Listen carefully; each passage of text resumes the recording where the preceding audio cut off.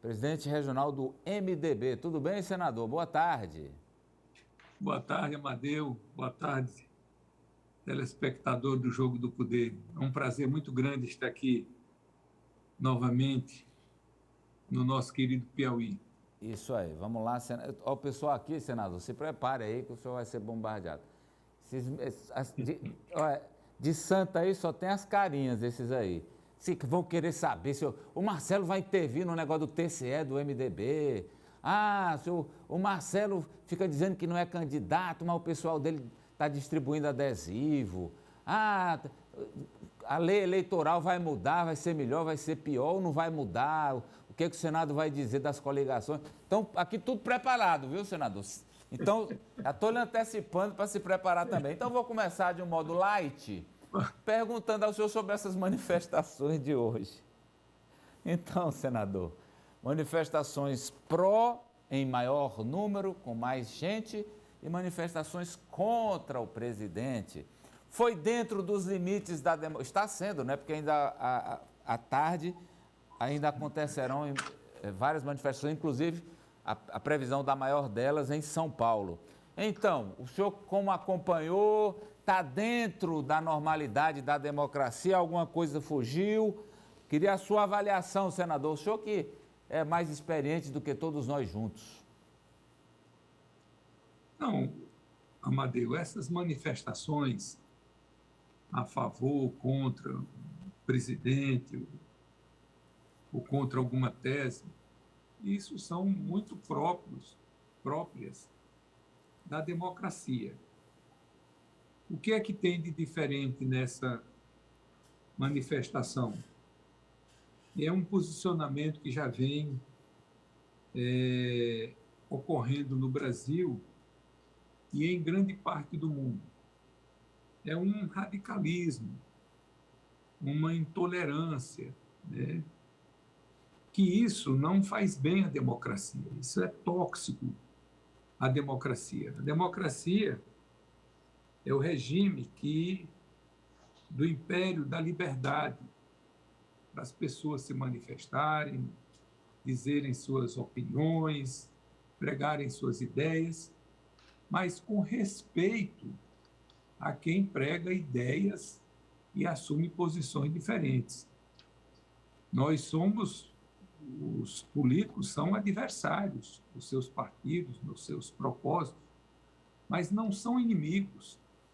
Não se busca aniquilar o adversário. Então, esse radicalismo que está existindo no mundo e que está existindo aqui no Brasil, né, e esses questionamentos das instituições, dos poderes, isso não é bom, isso não faz bem ao país, nem do ponto de vista da democracia, nem do ponto de vista do respeito às instituições, nem do ponto de vista econômico, cria uma instabilidade e quem perde somos todos nós, a economia, o emprego, tudo sai perdendo. Isso não é bom para o país, é minha modestíssima opinião. Vamos lá, Sávia.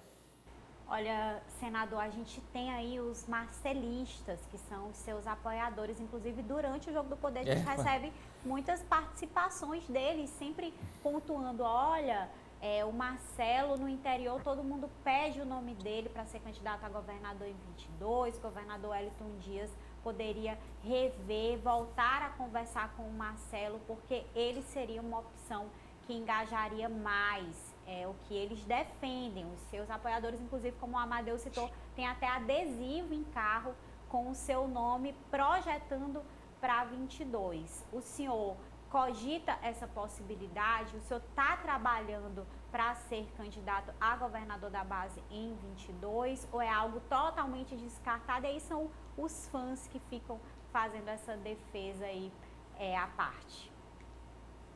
Sávia, eu não concordo, eu não sou candidato, eu já dei dezenas, talvez centenas de entrevistas, desde o dia que eu fui eleito senador, e eu nunca vacilei, eu nunca pus um senão, qualquer dúvida, eu não sou candidato a governador do próximo pleito.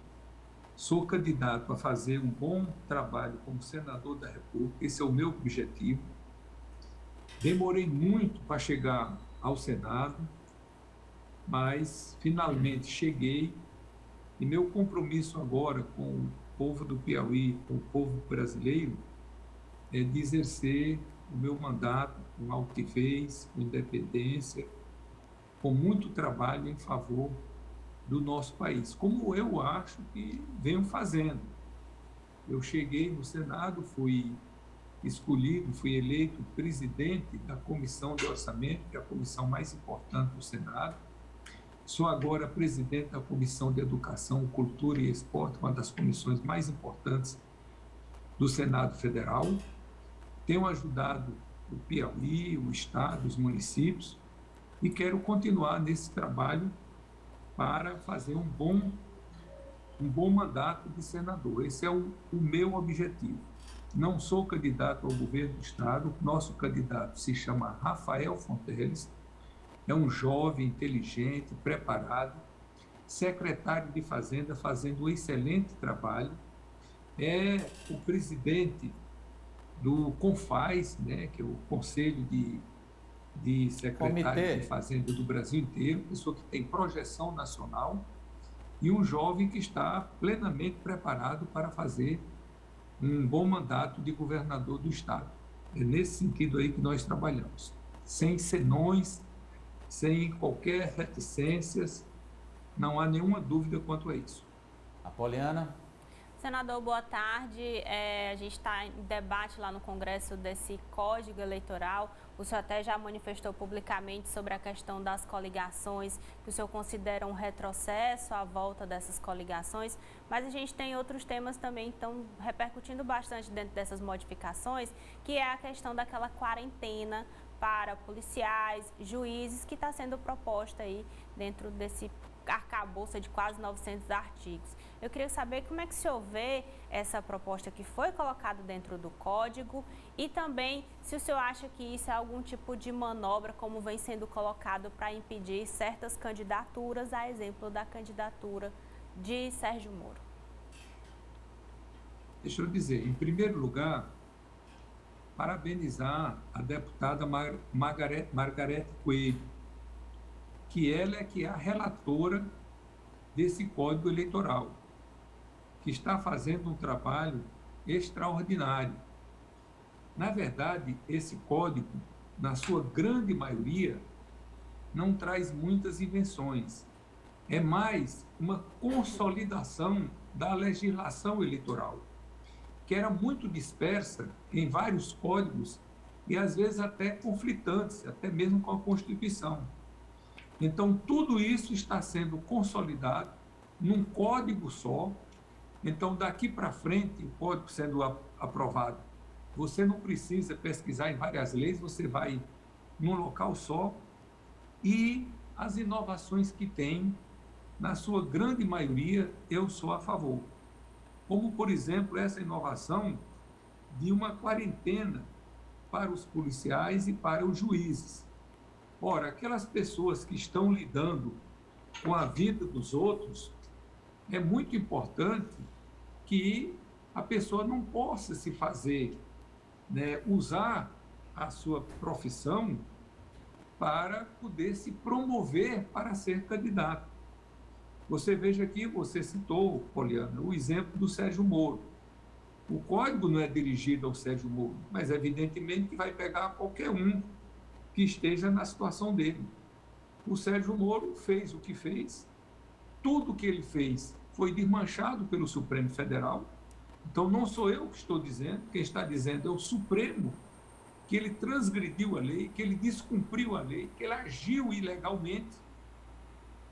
E aí ele se projetou a nível nacional, em cima de respeito à lei. E eu tenho para mim que se ele tivesse sido candidato a presidente da República em 2018, ele tinha uma grande chance de ter sido eleito presidente da República. Quando o Supremo viesse depois anular tudo o que ele fez, diz, olha, tudo que o Sérgio Moro fez foi para a promoção pessoal, ele fez tudo errado. Já era tarde, ele já era presidente da República, ele já estaria eleito. Então, eu acho que nesses casos aqui, deve realmente haver uma quarentena, e nesse particular e em muitos outros, eu estou plenamente de acordo com o novo Código Eleitoral, tão bem relatado pela nossa deputada piauiense, Margarete Coelho. Ananias. Senador, a definição do nome de Rafael Fonteles como pré-candidato ao governo do Estado pela base aliada se deu de forma bem adiantada.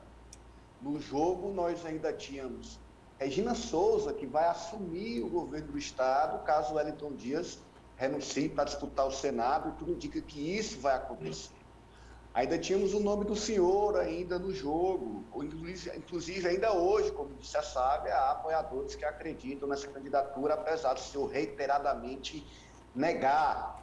E este cenário terminou dando para a oposição um argumento que tem sido repetido para buscar enfrentar a candidatura de Rafael, é que ele tem dificuldades de se viabilizar. O senhor acredita que essa definição, da forma como se deu, foi uma boa estratégia? Acredito que sim. E a sua pergunta já traz aí a semente da resposta. Exatamente por o Rafael ser desconhecido, ele nunca disputou nenhum cargo, seria necessário que a campanha, quer dizer, que o nome dele fosse posto, fosse exposto com a devida antecedência, para poder ir ganhando conhecimento. Uma das coisas mais importantes numa candidatura é o nível de conhecimento do candidato. Ananias, eu tive uma experiência estarrecedora. Em 2014, quando eu era pré-candidato ao governo do Estado, eu mandei fazer uma pesquisa para ver o meu nível de conhecimento da população. Eu quase não acredito.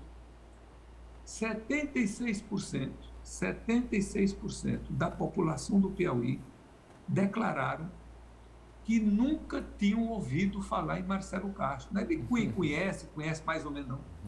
76% declararam que nunca tinham ouvido falar em Marcelo Castro.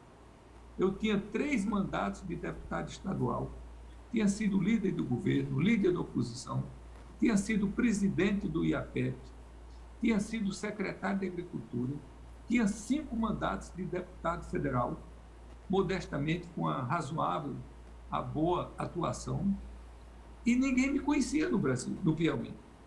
Então você imagina o Rafael, que não tem 5 mandatos de deputado federal, não tem 3 mandatos de deputado estadual, bom, está numa posição de destaque, é secretário de Fazenda, que isso lhe dá projeção. Mas mesmo assim ele é desconhecido. Outra coisa que dizem, mas o Rafael não está emplacando, não está crescendo nas pesquisas, pelo simples fato, Anani, dele não ser conhecido. Você imagina, como é que é feita a pesquisa? Na pesquisa, o pesquisador vai entrevistar uma pessoa e bota um disco na frente dele. Qual desses candidatos relacionados aqui embaixo o senhor ou a senhora votaria se a eleição fosse hoje? Aí, uma pesquisa que saiu recentemente estava Ciro Nogueira, Ciro Nogueira, Silvio Mendes, João Vicente Claudino, Iracema Portela e Rafael Fonteles. O Rafael ficou lá embaixo. Por quê? Olha a lógica, como é que a pessoa faz. Se faz essa pergunta a uma pessoa, a pessoa conhece o Ciro Nogueira, suponhamos. Conhece o Silvio Mendes, que foi candidato a governador, foi prefeito da capital. Conhece o João Vicente Claudino, que já foi senador, candidato a governador. Conhece a Iracema Portela, ou não conhece? Não conhece o Rafael. Ora, aquele que a pessoa não conhece, ele já exclui. Vamos supor que a pessoa não conhecesse a Iracema e não conhecesse o Rafael. O que é que a pessoa faz? Isso aqui tirou da sua cogitação. Como ele conhece o João Vicente, o Silvio e o Ciro, a opção dele não está entre 5 que o disco mostrou. E a opção dele está só entre 3. ele vai escolher entre os 3 que ele conhece. Os que ele não conhece, ele já descartou. Então, por isso é que o Rafael não sai bem nas pesquisas. Qual foi o meu caso? Que serve de exemplo. Eu fui até a véspera da eleição atrás do Wilson Martins. Será que nós vamos achar que na semana da eleição 4 institutos de pesquisa diferentes, concorrentes uns dos outros, inclusive com um Instituto Nacional, todos colocaram que eu estava 8 pontos abaixo do Wilson Martins? Será que esses institutos se combinaram para favorecer o Wilson Martins? Por que favorecer o Wilson Martins e não a mim? Não tem sentido. Você está entendendo? Então, quando abrir as urnas, eu estava 8 pontos à frente. Qual a justificativa de eu estar atrás do Wilson Martins? É porque quando fazia pesquisa, como o Wilson era mais conhecido do que eu, quem o conhecia podia votar ou não. E quem não me conhecia não podia votar, já tinha me excluído. Então, eu levava a desvantagem dele na pesquisa, embora eu estivesse na frente dele, nos conhecidos, exatamente porque ele levava vantagem em mim dos que não me conheciam. Eu só cresci nos últimos dias de campanha, quando a campanha se intensificou, foi que eu me tornei mais conhecido e terminou o resultado que terminou. Então, o caso com o Rafael é a mesmíssima coisa. Essas pesquisas de hoje demonstram muito mais conhecimento do candidato do que propriamente intenção de voto. Bem, Ari, vamos lá para o TCE. O Ari disse que é o Marcelo que resolve o MDB no TCE, Ari. Chama o Marcelo, chama o posto Ipiranga. É o seguinte, o grupo dos 4, esses 4 deputados estaduais do MDB, João Madison Nogueira, Zé Santana, Pablo Santos e Henrique Pires, almoçaram ontem e eles escolheram o senador Marcelo Castro, presidente regional do partido, como o representante deles para conversar com o governador Wellington Dias, dizer que a candidatura de Zé Santana permanece até o final e que o governador não deveria se meter tanto na eleição da Assembleia Legislativa, deveria ficar à margem, que eles estão incomodados com essa tentativa de influenciar os votos. E aí, senador, hoje pela manhã eu até me surpreendi quando eu soube que o nível de tensão está tão grande dentro do MDB, entre o presidente Temístocles e esse grupo dos 4, que já se cogita o seguinte, um deputado me disse o seguinte, do MDB, disse o seguinte, olha, Temístocles tomou partido de alguém que não é o nosso candidato.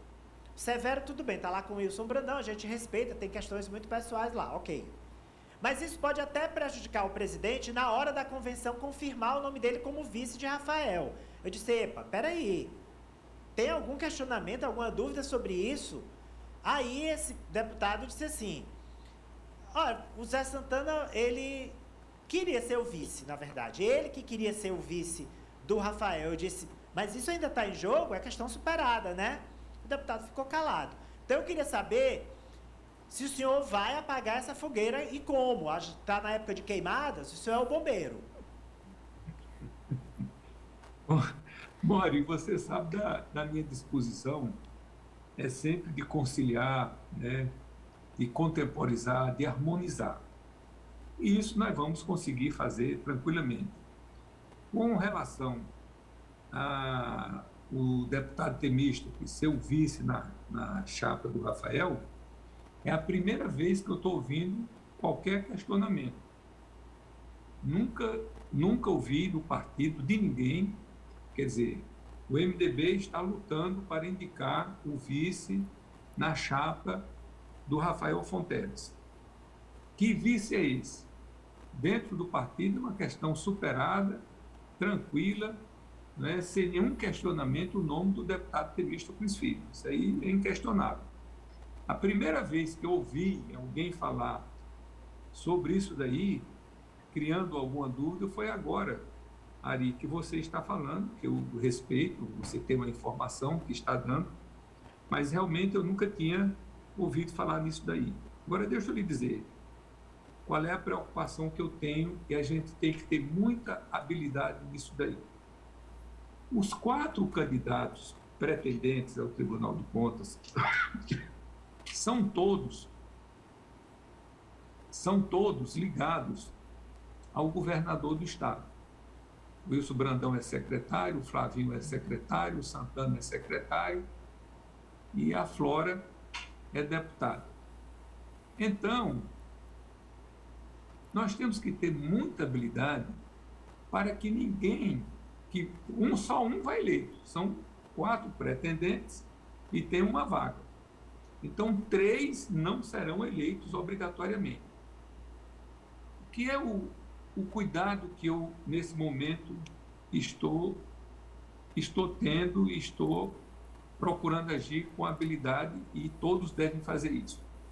É que alguém que não consiga ser eleito não fique magoado, não fique chateado, não fique aborrecido, não se sinta preterido.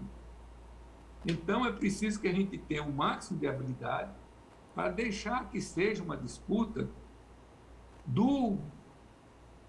da Assembleia, uma disputa que está ocorrendo internamente, com 4 companheiros, com 4 amigos nossos, que fazem parte da nossa base.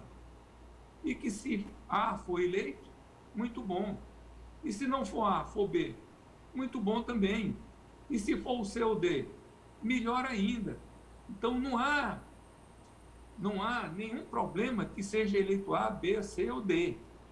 O que precisa é que cada um sinta que está fazendo o seu trabalho legitimamente, e se conseguiu bem, se não conseguiu, a pessoa aceitar pacificamente o resultado. Democracia é para isso. Então, eleição é para aferir os votos. Quem tiver mais votos vai eleito, quem tiver menos não será eleito. Essa é a preocupação que eu tenho. Então o senhor vai acatar ranhuras, não se quebrar relações. Então o senhor vai acatar a sugestão dos deputados. O senhor vai conversar com o governador para ele se manter à distância do processo, é isso? Bom, essa informação, Amadeu, não chegou a mim ainda.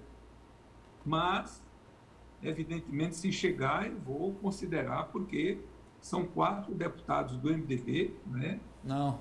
E muitos ligados a gente tem um excelente relacionamento, e que estão defendendo a candidatura de um companheiro do MDB. Então, o meu cuidado é não ferir suscetibilidades. Mas é evidente que eu estou torcendo pelo José Santana, que é do nosso partido, do MDB. Ah, mas se não for o Santana e for a Flora, ótimo, uma pessoa maravilhosa, é do PT, nosso aliado. E se for o Flavinho, tudo bem, um jovem, inteligente, preparado, né? Seu pai é grande amigo da gente, da nossa base, né? O Wilson Brandão, um cara fantástico, deputado super experiente, com uma longa convivência, conceituado, respeitado, acreditado, cheio de amizades. Então, nós estamos com 4 excelentes candidatos. Senador. E a minha posição é deixá-los à vontade. Aquele que sair eleito, tudo bem. 3 não vão ser eleitos. Senador. O cuidado da gente é não deixar mágoas, não deixar ranhuras. O senhor está querendo, senador, o senhor está querendo o que não existe, senador. O senhor está querendo que ninguém fique de calundu. Como é que não vai ficar, senador? Quem não for escolhido vai ficar de calundu. A chance grande é de 3 com calundu. Essa é a chance grande, e não de nenhum. Ô Amadeu, o que é que eu estou dizendo? Eu estou dizendo que a gente precisa ter essa habilidade. Precisa ter esse cuidado. É uma mágica. O senhor quer uma mágica. Porque se 3 não serão eleitos. Se esses 3, ou 1, ou 2 dos 3, ou os 3 mesmo, acharem que perderam, não por falta de voto interno, de simpatia, de relacionamento, mas porque houve pressões externas, não sei o que lá, essas pessoas podem ficar aborrecidas. Aí nós vamos ter que separar aqueles que ficaram chateados com razão, os que ficaram chateados sem razão. Para esses que ficaram chateados e vieram a ficar chateados sem razão, não tem remédio. Eu estou tratando da habilidade, do cuidado que a gente tem e isso nós temos que ter muita sensibilidade e muita sutileza, Certo. é para não ferir suscetibilidades, é para a pessoa não achar, como por exemplo, eu já disputei uma eleição para o Tribunal de Contas.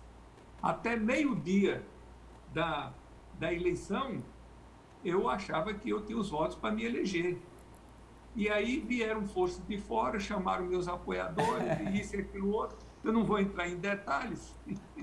Quando foi mas isso? Quando foi isso? A verdade é que as coisas mudaram. E o que é que eu fiz?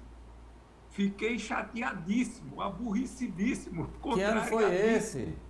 E depois fui para a campanha com muito entusiasmo e também com um pouco de raiva. Quando foi isso aí?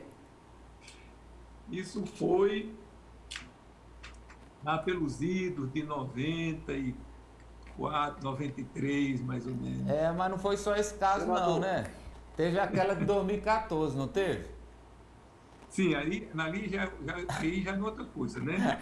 Aí já não foi uma... Mas o senhor ficou de calundu, senador. Do Tribunal de Contas. Sei, mas eu estou dizendo em 2014... 2014 foi a disputa para o governo do Estado, que, graças a Deus, fizeram o que fizeram comigo, que tudo de bom que me aconteceu na vida foi depois daquele 2014. Depois da trairagem? Eu estava no caminho com um grupo muito heterogêneo, com muitos problemas, muitas desinteligências, muitos desentendimentos, e que terminou com essa confusão toda que vocês acompanharam, eu saindo da candidatura de governador, que eu ia ser derrotado, e depois disso eu fui eleito, voltei para ser candidato a deputado federal. E agora é senador. Tive uma perda grande de votos, mas mesmo assim fui eleito o quarto mais votado. Aí depois disso eu fui relator da reforma política, fui ministro da Saúde, fui senador da República. Quer dizer, todo aquele mal, entre aspas, que me fizeram, tornou-se num grande benefício. O senhor deu a volta. O Ari mandou uma foto aqui para mim, diz que tem um aluno seu prestando atenção, que o senhor está dando uma aula de política. Quem é, Ari? Quem é, hein? É o diretor-geral do DR, Castro Neto. Rapaz. Tá reunido com vereadores de Paulistana que votam no ex-deputado Luiz Coelho para estadual e vão votar no Castro Neto para federal. E aí, eu aproveito e pergunto, o Castro Neto vai fazer dobradinha com o Luiz Coelho no MDB? Ari, para. O Ari tá atropelando os outros colegas dele. Cada um foi uma pergunta e ele quer vir de Você duas. mostrou a foto. Meu Deus. Responda rapidamente, por favor, senador.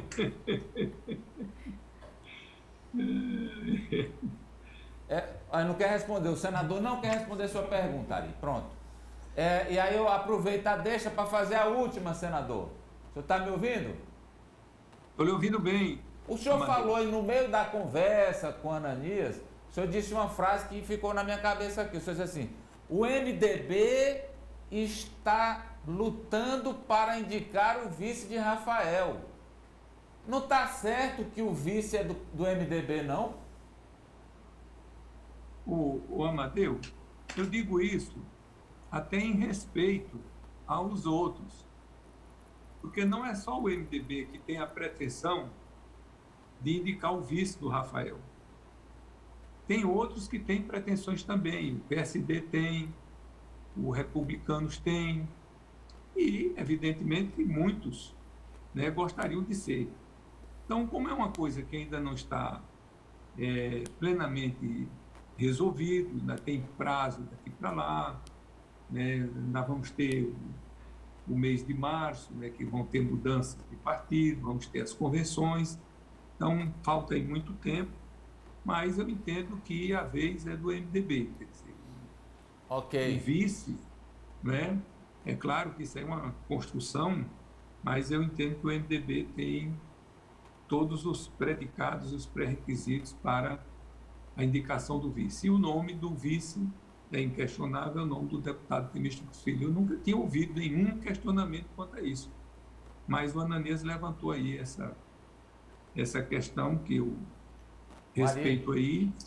Foi porque ontem à noite... Não, tá bom, Ari. Tá bom, Ari, tá bom. Senão ele vai até amanhã, senador. Não, obrigado, senador não. Marcelo Castro. A gentileza de ter nos atendido. Muito obrigado. Prazer, Matheus. Um abraço grande a todos aí.